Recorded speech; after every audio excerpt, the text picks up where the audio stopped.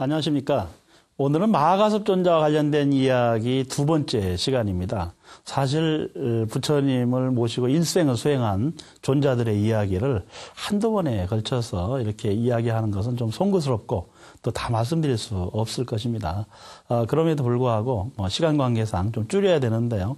오늘은 그 마가섭존자가 수행한 두타 수행법에 대해서 좀 집중적으로 말씀을 드리고자 합니다. 다 아시다시피 강원도 동해 삼척, 동해 뒤에, 삼화사 뒤에 있는 산 이름이 두타산이라는 건 다 알고 계시는데, 사실 가끔 가서 그 지역에 있는 분들에게 여쭤보면 두타의 의미를 잘 모르는 분들도 있으시더라고요. 그 두타라는 말은 무슨 말이냐면, 사실 털어버리다 이런 뜻입니다.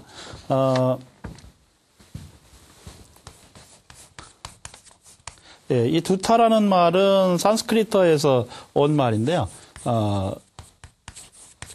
이제 털어버리다 하는데 뭘 털어버리냐 하면 결국 번뇌, 망상, 이런 것을 털어버리는 그런 의미로 쓰고 있습니다. 근데 이 불교 교단 초기에 사실 그 부처님께서도 그러셨고 많은 수행자들이 이 두타 수행법을 열심히 실천을 하셨어요. 이 두타 수행법은 사실 특별한 수행법이라고 하기는 어렵지만 누구나 이렇게 해보고 싶어 하는 수행법이기도 하고, 그렇지만 생활 속에서 쉽게 할 수는 있는 것은 또 아니기도 합니다. 두타 수행법은 다른 게 아니고 의식주와 관련된 그런 수행법입니다. 그래서 어떻게 옷을 입고, 어떻게 먹고, 어떻게 머무르고, 또 자느냐, 이런 방법을 의미하는 거죠. 의복과 관련된 수행법, 의복 두타 수행법에는 두 가지가 있습니다. 하나는 접해나의, 접해나의라고 하는데, 이 접해나의의 분소의 의미도 있어요.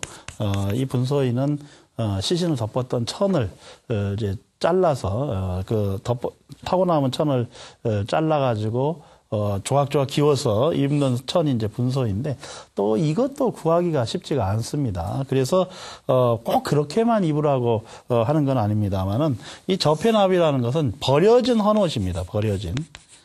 버려진 헌옷을 이제 좀 깔끔하게 세탁을 해서 조각을 내 가지고 그것을 기워서 가사처럼 만들어서 입는 그런 이제 수행법이 접해나무예요. 그러니까 수행하시는 부처님 당시에 수행하시는 스님들이 다른 사람이 공양을 올린 가사나 또는 그 옷들은 이제 받을 수는 있습니다. 그럼에도 불구하고 본인이 손수 그렇게 조각조각 기워서 입은 그런 옷을 입는 것 자체로 수행으로 생각을 했기 때문에 굉장히 중요한 의복 두타 수행법이다, 이렇게 얘기할 수가 있고요. 그 다음에 또 그 의복과 관련해서는 단삼의라는 게 있습니다. 이것은 옷을 딱 세 가지만 소유하는 것이죠. 상의가 있고 또 중의가 있고 내의가 있고 이렇게 돼 있는데, 상의가 바로 가사고요. 또 위도 나래도 이렇게 해서 세 가지 옷만을 소유하고, 그것도 여러 벌을 소유하면 안 되고 단 한 벌만 소유하고 그것을 세탁해서 입도록, 또 그것을 지켜나가는 것을 단삼의 두타 수행법, 이렇게 이야기할 수 있습니다. 그 다음에 이제 이 음식과 관련해서, 바로 음식을 어떻게 먹느냐와 관련해서, 또 두타 수행법이 있는데, 첫째는 항상 걸식을 하라. 이게 상행 걸식이에요.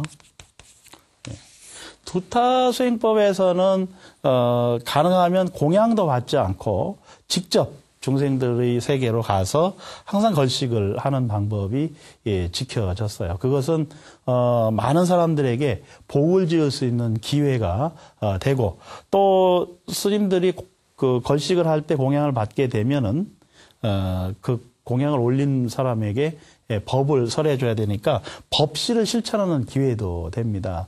요즘 이제 우리나라에서는 그 탁발 걸식이 우리 종단에서 제도적으로 법적으로 금해져 있습니다. 그것은 여러 가지 부작용이 있었기 때문에 금한 것인데요. 그건 제도적인 선택입니다만은 많은 스님들께서 걸식을 나가셔서 여법하게 수행하는 모습을 보이시면서 또 법을 설한다는 것은 아주 중요한 수행법의 하나이고 또 포교 방법이라고 생각을 할 수도 있겠습니다. 일본에서는 일부 교단의 소수 스님들이 이런 걸식을 하는 모습을 보여줘서 TV에 보이기도 하지만 또 미얀마나 태국에서는 그 스님들이 걸식하는 모습을 아주 심심치 않게 볼 수가 있고요. 또 신도들은 스님들께서 걸식할 때 미리 준비된 음식을 가지고 있다가 나와서 공양을 올리는 그런 모습도 볼 수가 있습니다. 그 다음에 이제 그 음식으로 두 번째는 차제 걸식이에요. 이 차제 걸식이라는 것은 이 집 저 집 가서 걸식을 하는데 만약 이제 음식에 대한 식탐이 있는 수행자라면 잘못 생각할 수도 있거든요.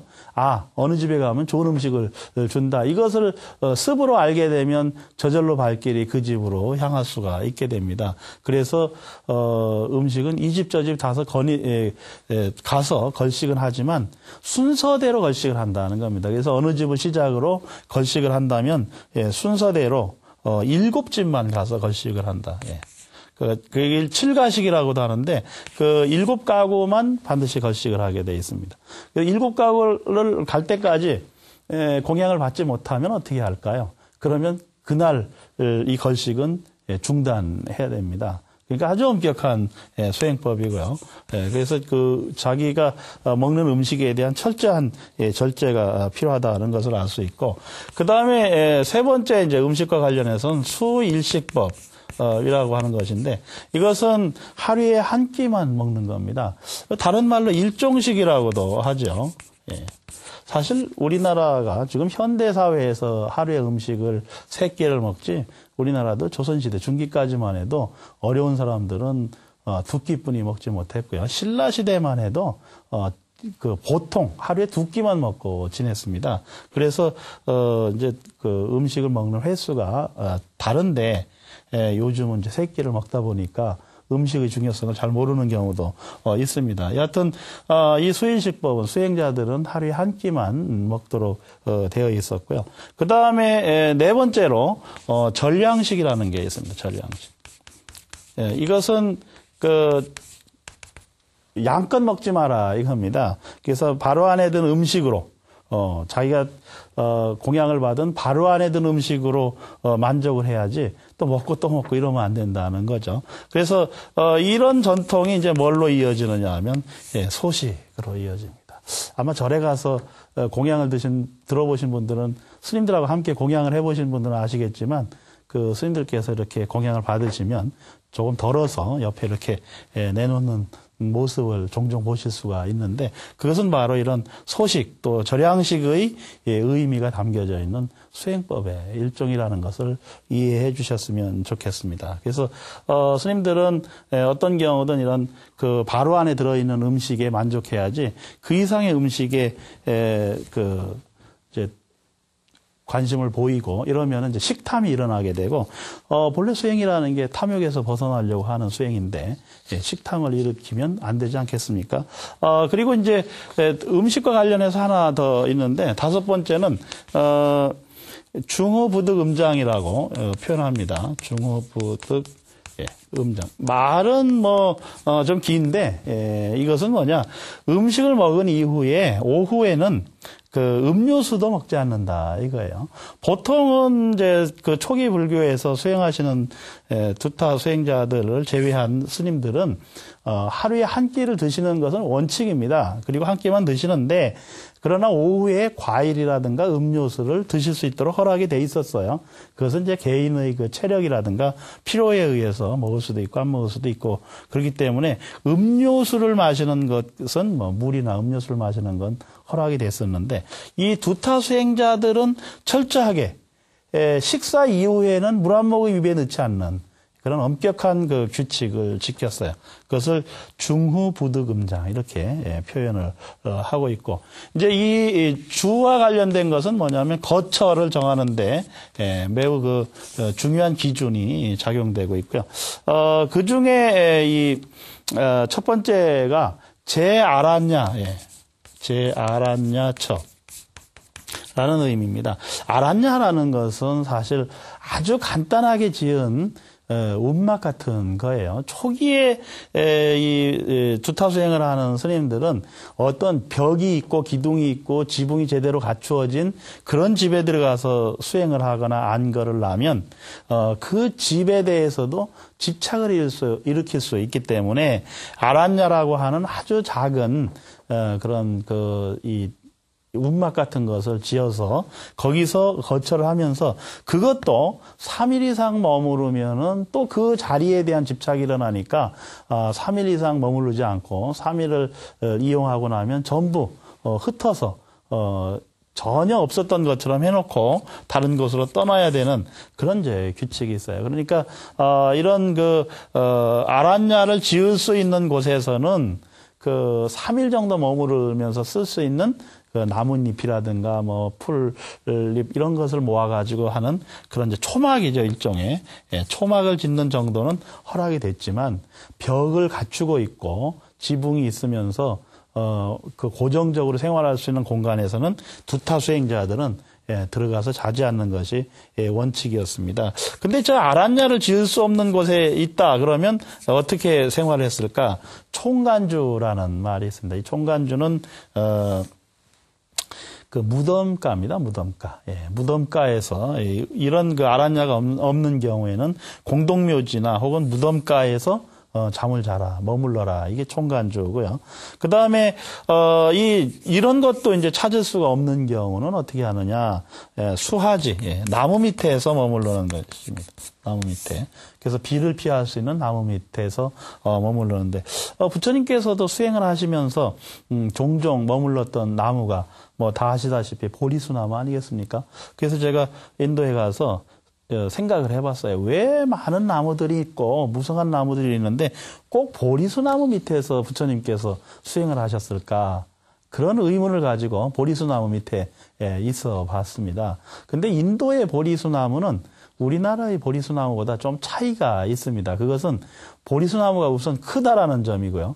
그리고 잎이 넓습니다. 그래서 여름에 시원하고 또 비가 오는 우기철에도 비를 피할 수 있을 정도로 아주 잎이 무성하게 돼 있죠. 그래서 주로 이제 보리수나무 밑에서 머무르는 것이 수행에 도움이 된다. 이렇게 저는 경험적으로 생각을 해봤습니다. 다른 나무 밑에는 안 될까? 가능합니다. 어떤 나무 밑은 머무를 수 있는 곳은 가능한데, 그런데 이제 생각을 해보시면 아시겠지만 꽃이 이쁘다든가 또 열매가 잘 열리고 달콤한 열매가 맺힌다든가 이런 곳은 뭐가 많겠어요? 벌레가 많고 또 이런 뭐 파리나 모기 같은 걸 표현해서 벌도 있고요. 여러 가지 곤충들이 머무르기 때문에 사실은 수행하기에는 적합하지 않은데 유독 보리수나무는 그런 벌레나 독충이나 이런 것들이 꼬이지 않는 그런 나무라서 이 보리수나무 밑에서 수행하는 것이 사실 다른 나무보다는 좋다. 저는 그렇게 생각을 합니다. 근데 이런 나무도 이제 찾을 수 없는 상황이면은 어떻게 될까? 어떻게 할까? 그게 이제 노지좌라고 해서 노지좌는 큰 길에서 자는 겁니다. 큰 길에서. 물론 누워서 자지 않습니다. 스님들은 누워서 자지 않기 때문에 앉아서 수행을 하시면서 주무셔야 되는데 큰 길에서 자야 됩니다. 이제 그거 왜 그러냐 하면 독충이나 독사를 피하기가 좋거든요. 큰 길은. 그래서 밤에는 이런 앞에서 이런 장소를 구할 수가 없을 때는 반드시 대로의 큰 길에서 이렇게 다른 사람이 볼 수 있도록 그렇게 이제 자는 게 노지좌고요. 마지막 다섯 번째로 이 단좌불화라는 말이 있습니다. 단좌불화. 단좌불화. 이것은 오직 앉을 뿐 눕지 않는다 합니다. 불화. 눕지 않는다. 이건 뭐 우리나라에서도 입적하신 성철 큰 스님께서 장좌불화라는 표현으로 많이 알려진 있는 이제 수행법이죠. 장좌불화라는 것은 오랫동안 앉아 계시고 눕지 않으셨다 이거예요. 그러니까 일정 기간 동안 뭐 5년 내지 10년 이렇게 기간을 정해놓고 눕지 않고 주무시는 그런 방법은 장좌불화 이렇게 표현을 하고, 단좌불화 그러면 일생을 한 번도 누워본 일이 없는 것을 이야기를 합니다. 그래서 이 마가섭존자를 비롯해 가지고 두타수행법을 실천하는 수행자들은 출가해서 수행을 시작하면서부터는 열반에 이를 때까지 한 번도 눕지 않고 그것을 인욕하면서 그 수행을 하는 모습을 보여줬어요. 그것을 두타, 12가지 두타 수행법 이렇게 이야기를 합니다. 저도 외국을 여행하면서 어느 비구니 스님께서 장좌불화를 실천하시면서 두타 수행을 하시면서 여행하시는 모습을 뵌 적이 있습니다. 옆에서 지켜보는 것만으로도 눕지 않고 앉아서 계신다라는 것이 매우 힘들다라는 것을 느꼈습니다. 한번 우리 불자님들도 이 기회에 그 두타 수행법이 얼마나 어려운지를 한번 시험해 보시기를 부탁을 드립니다. 이제 부처님께서 열반에 드실 때가 되었을 때 이 교단의 문제를 어떻게 할까 많이 이제 고심하셨으리라 생각이 됩니다. 그래서 이제 그 부처님께서 마가섭존자를 불러서 그렇게 당부를 합니다. 이제 그 마가섭존자가 나이가 들어서도 두타 수행법을 했어요. 100세가 넘으시고 120세가 이제까지 사시면서 두타 수행법을 하셨는데, 그 부처님 열반에 드실 때 100세가 됐는데 그때까지도 이 마가섭존자는 두타 수행법을 계속 고집하고 있었어요. 건강하고 젊은 사람이 두타 수행을 하는 것은 그렇게 또 상대적으로 덜 어렵겠습니다만은 나이가 드시면 힘드시지 않겠습니까? 그래서 부처님께서 이제 너무 늙고 나이가 들고 또 이 누더기로 옷을 기워 입다 보니까 이게 옷이 무겁지 않은가.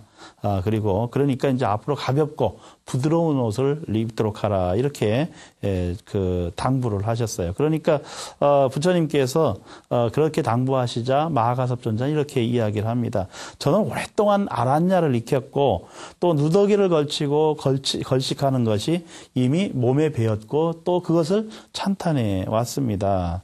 그러면서 이 두타 수행을 계속할 것을 고집을 합니다.